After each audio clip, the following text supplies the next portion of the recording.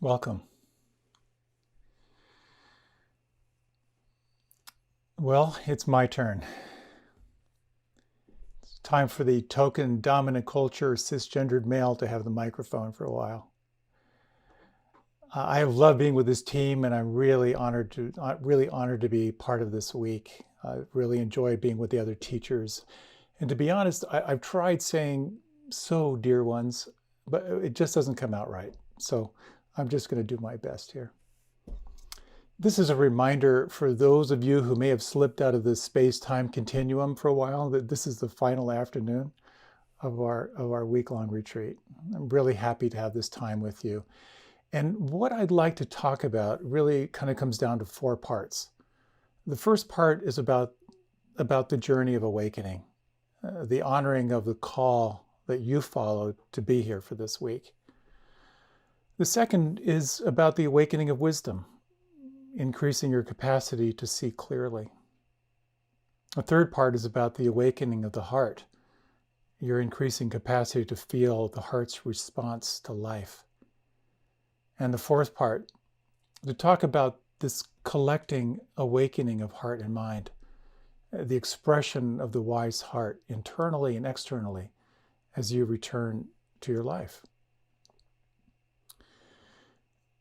So, something called you to this retreat. It may have been perhaps just this niggling sense that this might be something to follow up on. Or it may have been a strong impulse that this was something that you really, really had to do. Or it might have been a begrudging response to this being a non-negotiable required retreat for your teacher training. But whatever call you had, you listened and you responded.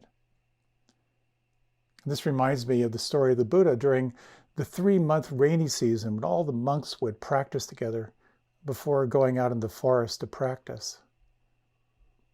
And legend has it that he gathered them all around, he stood and he quietly whipped out his ukulele, and well, actually he didn't whip out his ukulele, but he did say something to the effect of this, that to take human form is incredibly rare and precious. To take human form and to be exposed to the Dharma, to the teachings that lead to liberation, is rarer still. And rarer still is to take human form, be exposed to the Dharma, and to contemplate the Dharma. And perhaps even rarer is to take human form, be exposed to the Dharma, contemplate the Dharma, and then actually engage into the practices. And I deeply honor your calling to this retreat. Because from my perspective, answering that call is a call to awakening. It's an initiation into a journey that will inevitably transform your life. The Buddha heard this call and he felt that calling and he took steps on his path of awakening that completely turned his life upside down. He stepped away from a life of privilege. He stepped away from his family. And the Buddha's journey is an allegory for the hero's journey. And like it or not, you are on the hero's journey. And the hero's journey kind of goes like this. First you're called, and then you ignore it a couple times. And then you are called and you respond. And you set out fresh-faced, high expectations, and then on your journey, you experience setback after setback. You come across dragons and demons, you get beat up, you come back again and again, you have tea with the demons, you experience deep, deep lessons and new insights that can only arise from an open heart and from deep resilience and perseverance. And at some point on the hero's journey, you return home. Well, you probably are home already, but you're going to return to the routines of your life. And whether or not this journey is complete here and now, this part of the retreat is coming to an end and the world is waiting for you. When you think back to when you first had an inkling of coming to this retreat, has it turned out anything like you expected? How many unexpected moments of challenge and discomfort? How many memories came from somewhere up to the surface? How many times did you call yourself back again and again? And how many times did you feel something shift? You know, when you set out on any journey, first you figure out where you want to go. You figure out your final destination. Then you buy a map. Maybe you invest in a travel guide written by those who already know the region, who can warn you where the roads are washed out, where you might lose time, where you might get good food and rest and replenish. And really that's what we do on the journey of waking up. And this tradition refers to the roadmap of the Eightfold Path. In addition to your awakening self-guidance, you've heard from teachers this week. Don pointed you to the power of arriving in the here and now through the senses. How the doorway to awakening is immediate here in the felt sense. La pointed you to notice how allowing yourself to be who you are is essential, to claim your belonging in the world, the power of claiming your own authority. Tara pointed to the strategies as to how to navigate change and fear and insecurity, and in ways you can resource yourself in such a way that you can stay awake to the unfolding that arises out of your practice. And Booker pointed you to the possibility of bringing wisdom and presence to every aspect of who you are. In her exploration of the paramis, she showed you how you're like a gemstone, and how with wisdom and with presence, you can polish all the facets of who you are. And also a deep thanks to Louisa and Stan for bringing their wisdom and their heart to this week. So here, as we come toward the close, it's important to acknowledge where you've been and where you're going. And one thing I'd like to offer you is just a little exercise. If you can lift your right hand, cross it over, and give yourself a nice pat on the back. It's important to honor that you not only heard the call to practice, but you came. And most importantly, you're still here. And you're still breathing. And I have to say, you may not fully register the benefits of your retreat until much, much later. One of my teachers once pointed out that the benefit of being on a retreat is maybe not so much what you get out of it, but all the trouble you didn't get into because you were being quiet. But I would imagine that by now you might be more aware of your top 10, the top 10 stories that cycle through. You may be more aware of how the clench that something's wrong arises inside. You may be more aware of the techniques that resonate for you, of practices that you might elect to carry forward as your practice continues to evolve and to deepen. Way back when, I spoke about how when you take on a meditation practice, you immediately take on something called meditator's guilt. And the same can apply when you're on a retreat. It's kind of easy for the mind to go, you know what, I could have sat more. I could have sit a little bit straighter. I could have had more firm boundaries to really protect my practice. But this is all part of the practice. This is the hero's journey. You will inevitably be beset by all kinds of challenges. And I like to think of this mantra in my own practice. 2 words: keep going. When you're really stuck, keep going. When you've had a day of listlessness and hopelessness and you're totally uninspired, you keep going. And when you think you've arrived, definitely keep going. And so it's curious though, when you stay on the path, when you stay on the journey, What happens if you really persist? I asked that question once to Sokni Rinpoche when I did some retreats with him, sharing some of my experiences with him. I said, what can I expect if I keep this up? And his answer surprised me. He said, if you keep practicing, you will develop confidence. You will develop a confidence that you can be with anything. And I think that what happens in this practice is you start waking up. And what is it that wakes up? And one of these factors that wakes up is wisdom, of your capacity to see more clearly into the nature of reality itself.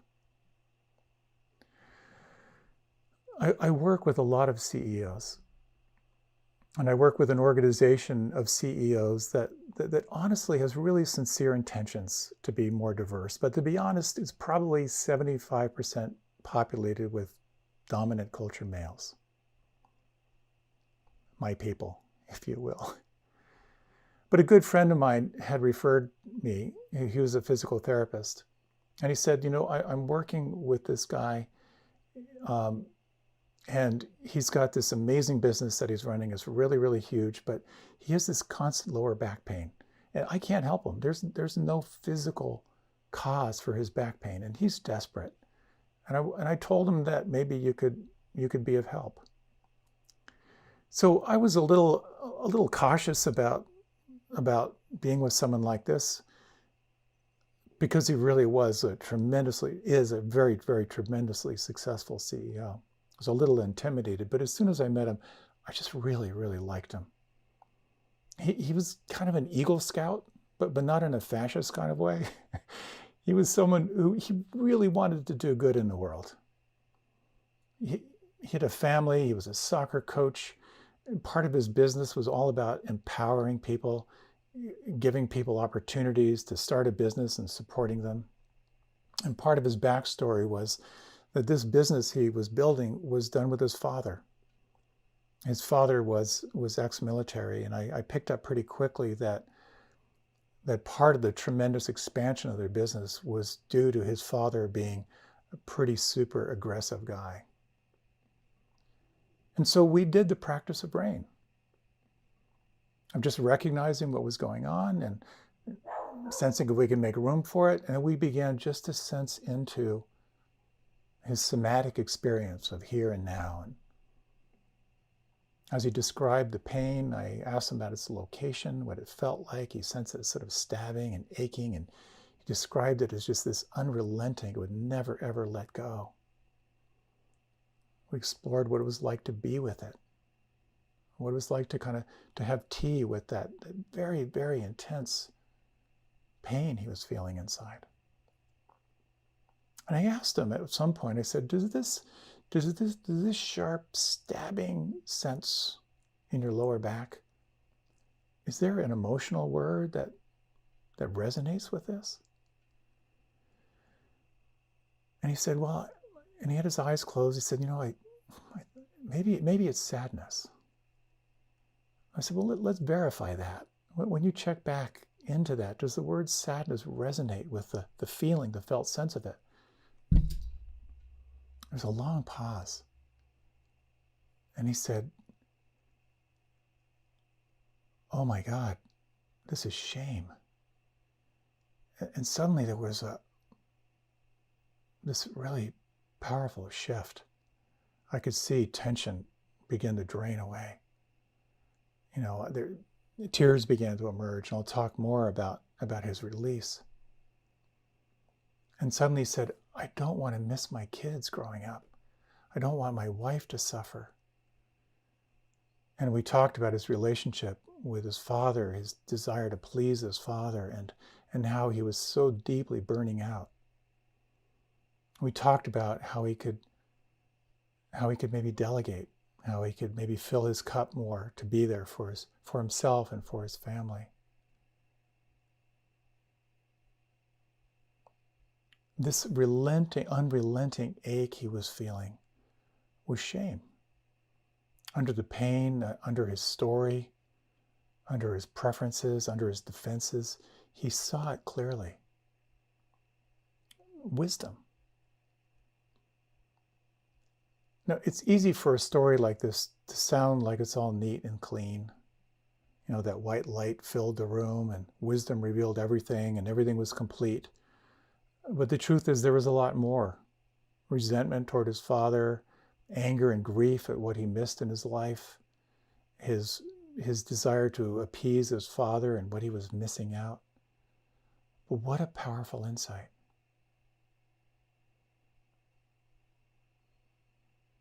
You know, yesterday I mentioned how this practice is about cultivating penetrating insights into the nature of reality, and this idea of taking muddy water and setting it up on a countertop and just letting it be, how the mud settles and clarity just kind of happens. And wisdom just kind of happens. Someone in the small group said, when it was his turn to share, said, it just keeps changing. Absolutely. The first characteristic of reality, that all conditioned things change. We begin to see clearly into the second characteristic of reality, of how your relationship to what is changing is directly linked to the degree that you will feel stress and suffering. Some of our practices have pointed toward that, the third characteristic of reality, the sense of not self, that the you are is both conditioned, but perhaps also unconditioned. That perhaps there's something untouched by change. This is the arising of wisdom, the awakening of wisdom. And the thing about the awakening of wisdom is that it can break your heart. This CEO that I was with, when he had that shift, when he saw and recognized shame for what it was,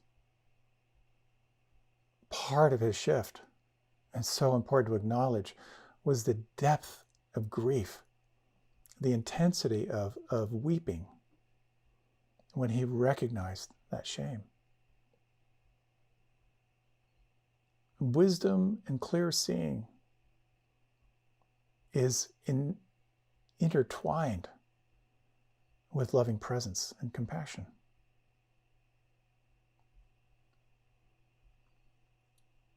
And therefore, what awakens as well is the awakening of the heart. This inextricably bound connection between wisdom and the awakening of the heart.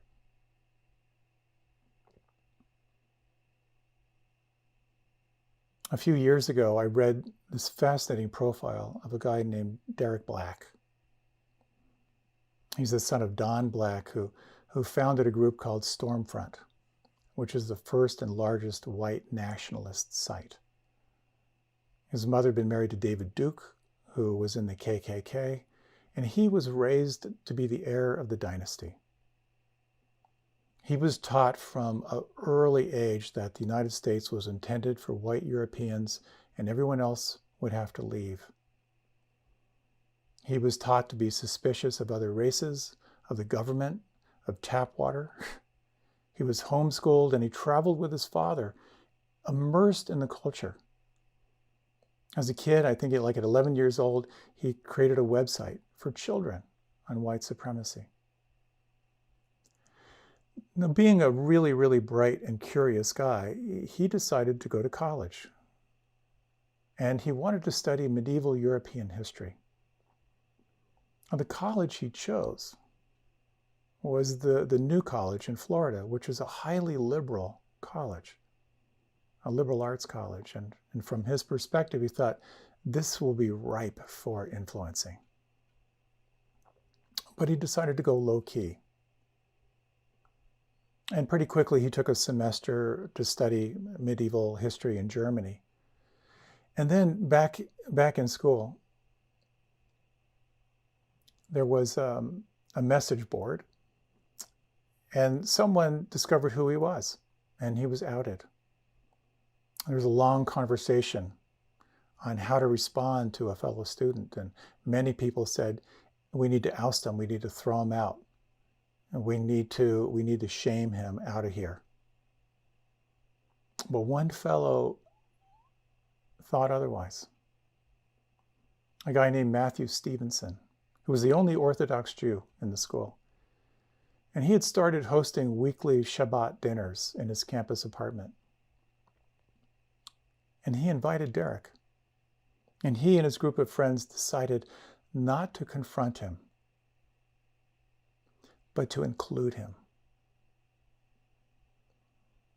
Derek was well aware of how he was notorious back when he came back to school.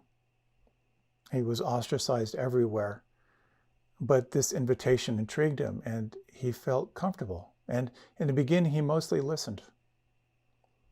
The Shabbat dinner was incredibly diverse with students from all over the world, all kinds of different backgrounds. And the conversation was very much around events. They played games, they would go bowling, they became his friends. And eventually the conversation turned toward his views. And they had honest conversations around different point of views, and he was profoundly influenced by others in this circle. And Derek went on to renounce his past beliefs. At one point, he sought to reconcile with his father, which unfortunately he wasn't able to do. But who is he now? He's an activist. He speaks eloquently about the power of waking up to your prejudice. I think it's safe to say he's utterly transformed. It's an amazing story, and if you Google it, you'll easily find it. But as I've thought about it, it is a story about Derek Carr, but maybe it's really the story of Matthew Stevenson, the guy who invited him to dinner, the guy who decided to include him. Somehow, he was able to reach out, not to fix him, but to invite him. I was so touched by that story, and I had to ask myself, could I do what Matthew Stevenson did? And I think just like meditators' guilt, there can be immediately a sense of we're not doing it well enough. And to be honest, when I thought of reaching out to some people in my family where there's estrangement, I can't see doing it.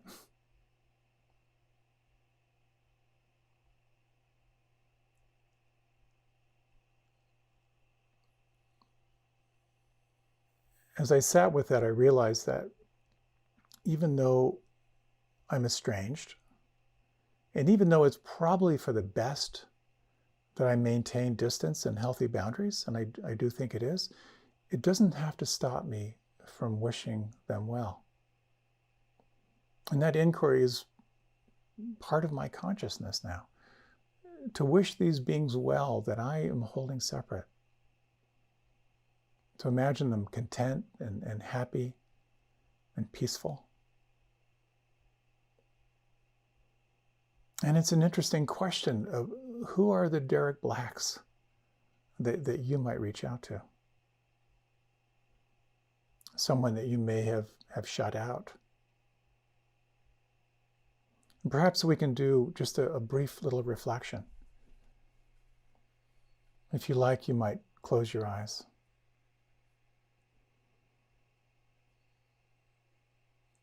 And you might slow down and deepen your breath.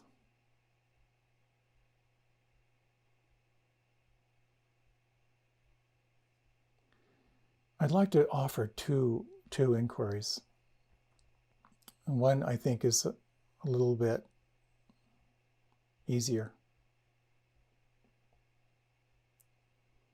If you would, you might bring into mind one person in your life right now that may be struggling or suffering.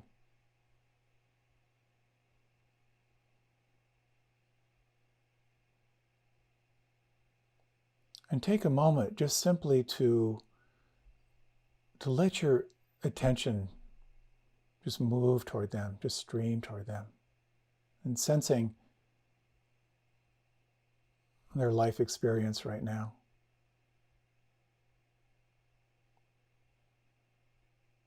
And you might sense as well if there's any movement in the heart's response to their suffering.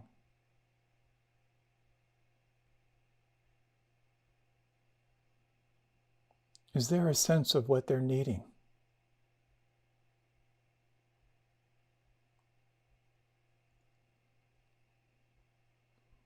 Is there a sense of any action on your part that might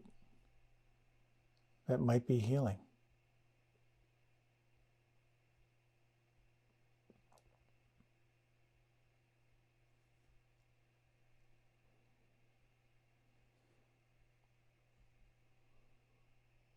You might now sense as well, only if it feels right for you, someone that you might hold separate. Someone perhaps you may have shut out, or you hold with some form of judgment.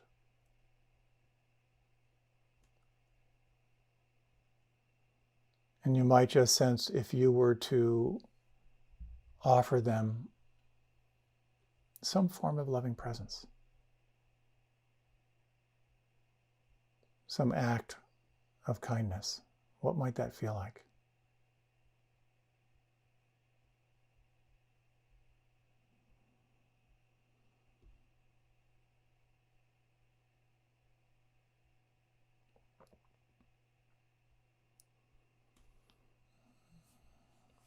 If you like, you can gently deepen the breath.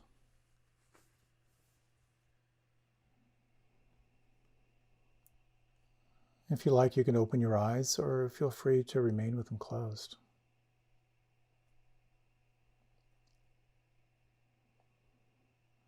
There's the old joke in meditation, how if you meditate, you'll feel better. You feel your sadness better. You feel your grief better.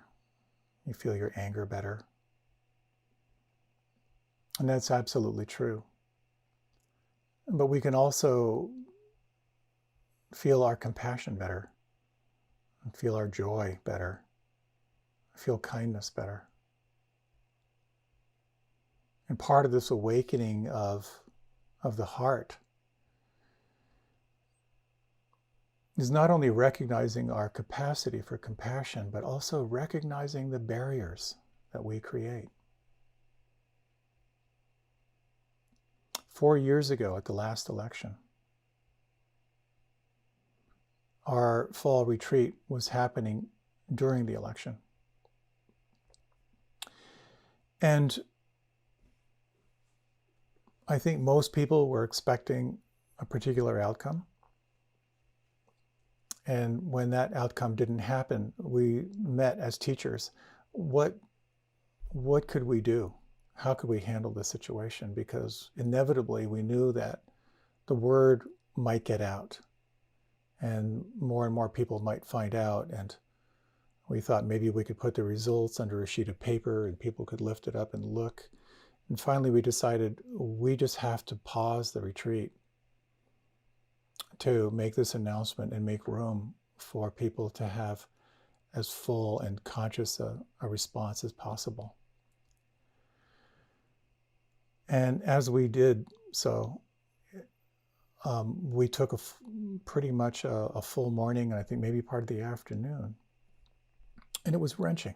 It was just wrenching to hear the pain of people who were concerned if their marriage would be annulled in the next 4 years. People who were concerned if they were going to be deported or if family members might be deported.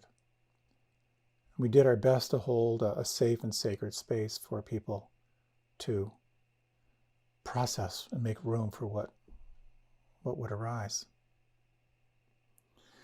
And one man, an older man, was very, very upset and asked to speak to one of the teachers and said, "I need to leave this retreat." Part of the reason why he felt he needed to leave the retreat was he held a different point of view. He was a conservative from New England, and he was very, very reactive to a lot of what was being shared. And mostly he felt he couldn't stay, he didn't belong. His anger was palpable. And he met with one of the teachers. And it seemed almost an impossible conversation, because the teacher had a different point of view from him. But then the teacher offered something that was just brilliant. He said, "Can we agree that we don't want people to suffer?" And this man said, "Absolutely. Absolutely. I don't want people to suffer." And suddenly there was an opening, a realization of common ground.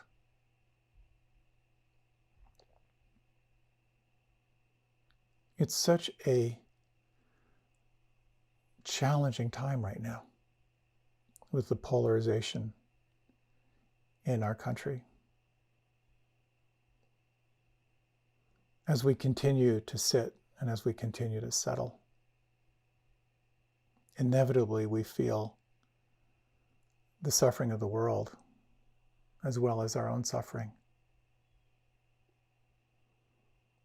And we become more aware of the awakened heart's response to suffering. And this is where our journey continues to deepen and widen. So I ran across this story. This is a woman who had a bruise on her eye. And she was writing, "Today is the worst day yet as far as the swelling in my eye. I'm working from home. FedEx delivered a package today. The driver did a double take, then walked out to his truck and said he forgot something I needed to sign. He came back with a handwritten note and said, 'Are you in danger?' I had someone at Arby's do this too. I have to say, this restores my faith in humanity." This heartwarming response to suffering. This is such an integral part of our practice to make room for this.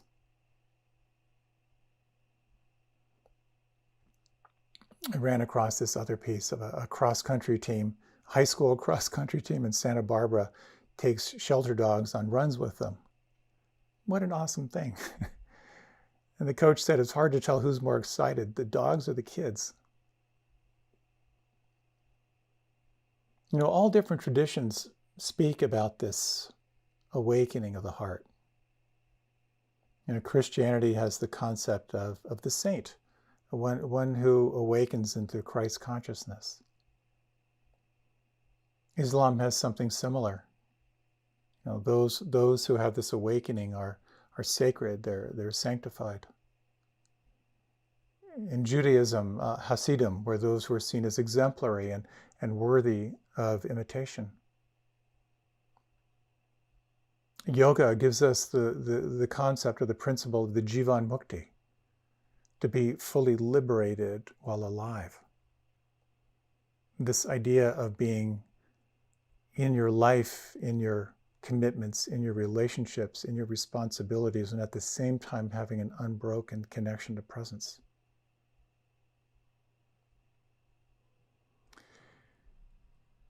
In Theravadan Buddhism, there is the concept of the arahant, or the arhat. This is the idea of someone who has gained insight into the true nature of existence and has achieved spiritual enlightenment. This concept that being freed from desire, they are fully alive and free. And then there's this idea of the Bodhisattva, which is sort of set out as an ideal. The ideal of the Bodhisattva is someone who postpones their own salvation in order to help sentient beings. And I love that. The idea of postponing your own awakening in order to help sentient beings.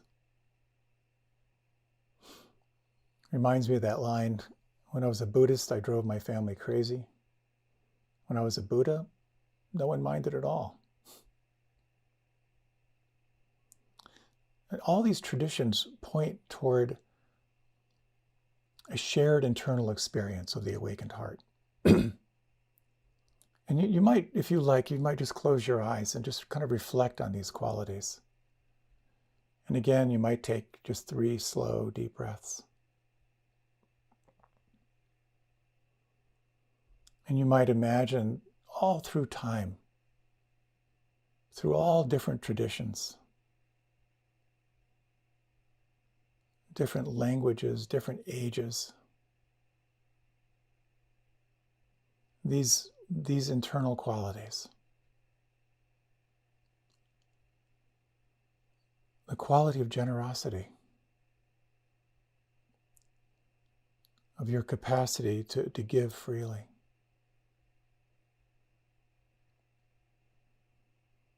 Your capacity for patience, even in the face of ignorance.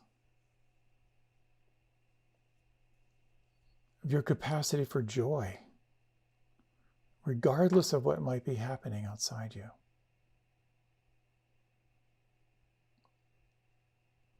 Your capacity for ethical behavior, not from a sense of thou shalt not, but from a sense of inner joy and expression.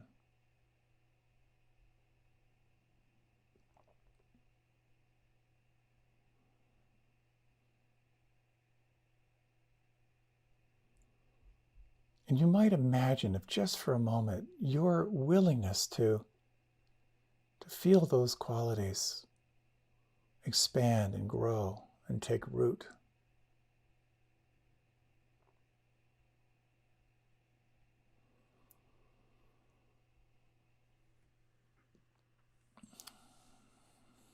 If you like, you can deepen your breath. If you like, you can open your eyes.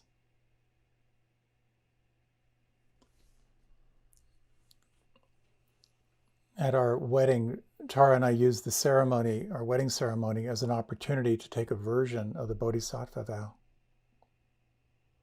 May whatever arise serve the awakening of heart and mind and be of benefit to all beings. A few months after we were married, we were having some conflict, and I was feeling rather self-righteous in my anger when I remembered that vow. May whatever arise serve the awakening of heart and mind and be of benefit to all beings. And I could just feel the deflation of my emotion. And I have to admit, I was a little bit let down because I was just so enjoying being right for a little while. But there's an interesting thing as we explore like the awakening of heart, of your capacity to respond to life with this full and vibrant heart. There's some things to watch out for. Just as there is meditator's guilt, a sense that you're not sitting long enough, deep enough, etc. There's something we can almost think of as kind of like bodhisattva guilt. You know, a sense that again, you're not doing enough, you're not sensitive enough, you're not responding enough. There can be a tendency driven by that ideal to sort of rush into premature transcendence. A tendency to kind of bypass what might be there to be seen and felt. And certainly these days, when we open our hearts to systemic racism, when we open our hearts to the reality of systemic oppression, when we open our hearts to systemic misogyny, you can't not encounter deep anger and hopelessness and trauma and rage. And working working with anger is so important. It's a skill we all need to learn if we are willing to open our hearts to the suffering in this world. Learning how to make room for what needs to be seen and felt and expressed. And we see and we feel this being expressed in our culture right now.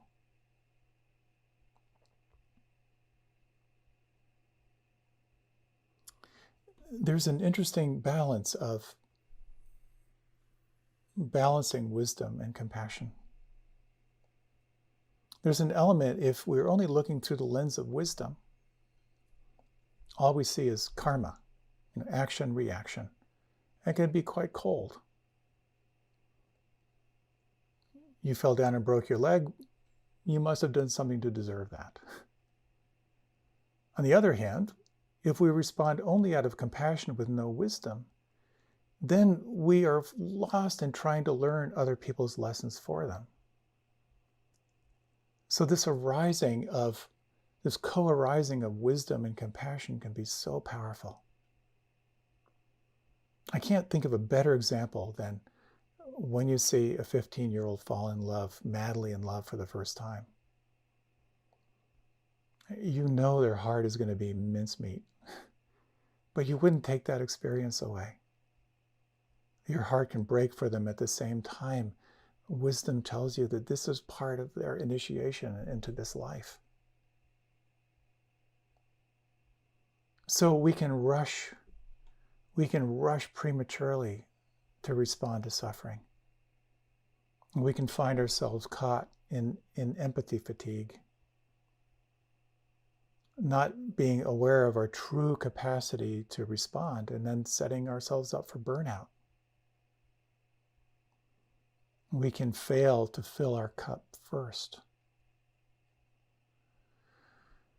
And this becomes such a paradox in spiritual practice. I was sharing in one of the groups of how when I hear that I teach meditation and I'm passionate about meditation, they say, that the meditation stuff is so narcissistic. It's so self-indulgent. And my response comes from that line of my cup runneth over. The times when you just feel so good you can't not be nice. I think that a component of spiritual practice is to really acknowledge that your responsibility is to fill your cup, to find the practices, find the time, engage in the self-care, so that as you respond to suffering, you can respond from a place of fullness. Anger and burnout has a certain degree of effectiveness. And we see from the Bodhisattvas who walked this planet, those who have experienced incredible suffering and have somehow responded with fullness. They found some way to fill that cup. When I think of Martin Luther King after the bombing of his house, when he was ready to give it up, something called him to step forward.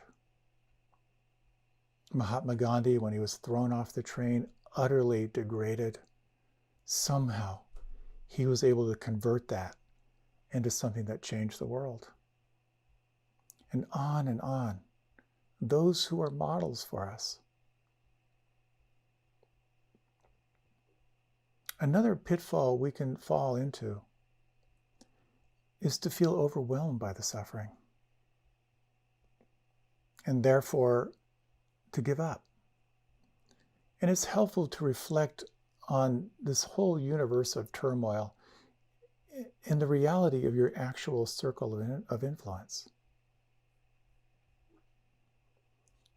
To sense the impact you might have on family, the impact you might have on friends and work in your local community. I like to think that we talk about the path, we talk about the hero's journey, but I think it's so important to acknowledge that it's not the path, it's your path. And so much of this path is around, as La put it so beautifully, it's about finding your own authority. As I've shared in a number of groups this week, one thing the Buddha allegedly said was, no one is going to save you. When I heard that, I thought, man, I really was hoping someone would. He said, you have to take responsibility for your own awakening, which is incredibly empowering. And so we have to find what most resonates for each of us. When Thoreau was in prison protesting against unfair taxes, one of his best friends, Ralph Waldo Emerson, came just appalled at what Thoreau had done. And Emerson said, "What are you doing in there?" And Thoreau said, "What are you doing out there?" So finding for yourself on your path of awakening, finding the practices, finding what will most support you in cultivating your capacity to see clearly is so critical. And equally, absolutely equally, are all the practices and observations that will help you to strengthen your heart. So when you see suffering, you have the strength to allow your heart to respond. And in this co-arising of awakened mind and awakened heart, that you can continue to walk your path. Your path. When I was in high school, I confronted my dad for not marching in the streets against the Vietnam War. And I wasn't aware that while I was marching in the streets, that he was not only writing congressmen, he was meeting personally with them, lobbying. And it was such a reminder for me of how we each have our own calling as to how we step forward. Oftentimes at the end of retreat, we can feel a new sense of possibility. We can feel really, really inspired. This reminded me of once in the ashram where I lived for a couple of decades, at the end of an intensive retreat, someone else went up to speak to the teacher, to the guru. And she said, "My heart is so exploding. I want to run home and tell my parents I love them." And he said, it was a long pause, and he said, "Don't do that." He said, "Paint the basement." And I love that line. Can we take our love and express it through our actions?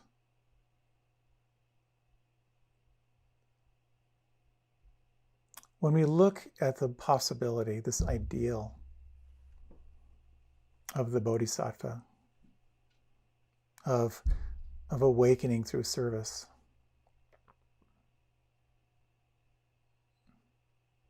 it's helpful to remember these lines, that if there is to be peace in the world, there must be peace in the nations. If there must be peace in the nations, there must be peace in the cities.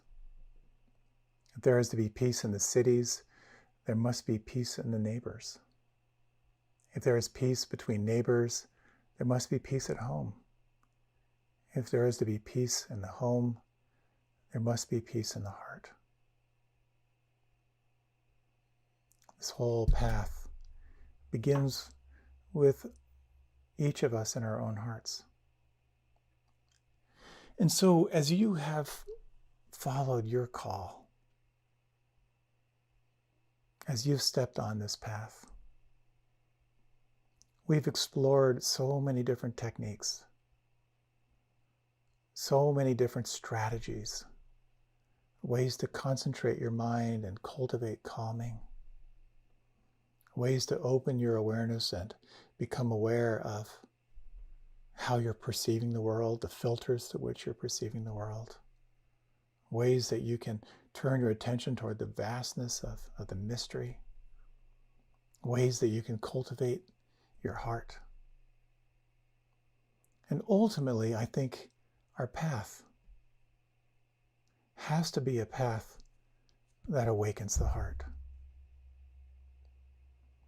And I'd like to read a little reading from Carlos Castaneda on this. And then we're going to take some time to sit together. As you reflect on your time here, if you like, you can close your eyes.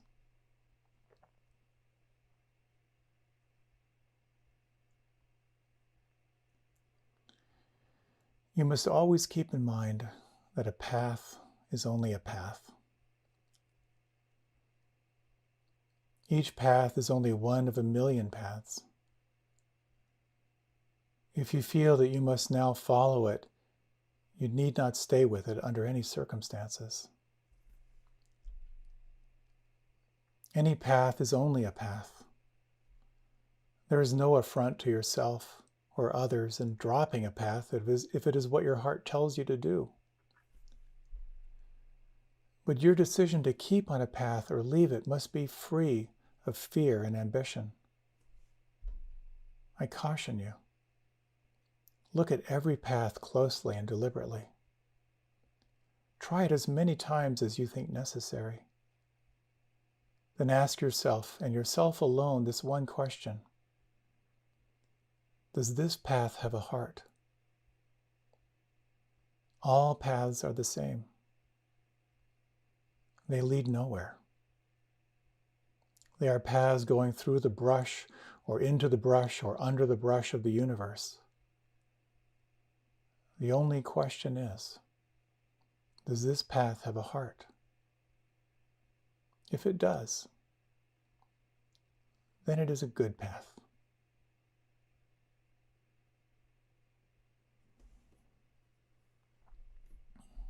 Now let's take some time. You might draw your attention to the breath.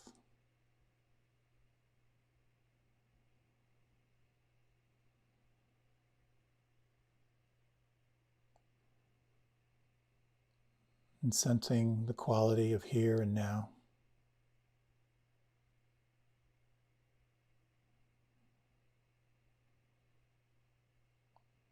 Acknowledging your journey this week, the trials, the challenges, your times of deepest despair.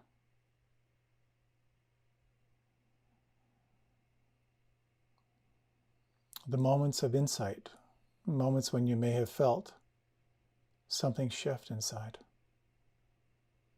The glimpses of possibility.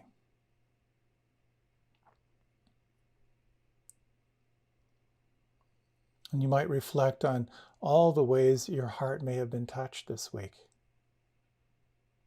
Perhaps moments of feeling seen, feeling heard. Moments when another person's sharing may have stirred something inside.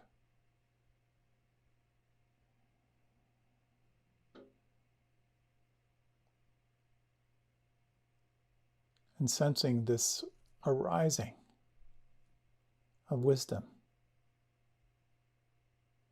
of your capacity to see clearly.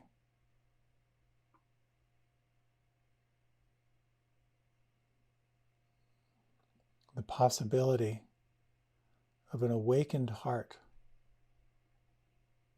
that can hold everything and anything.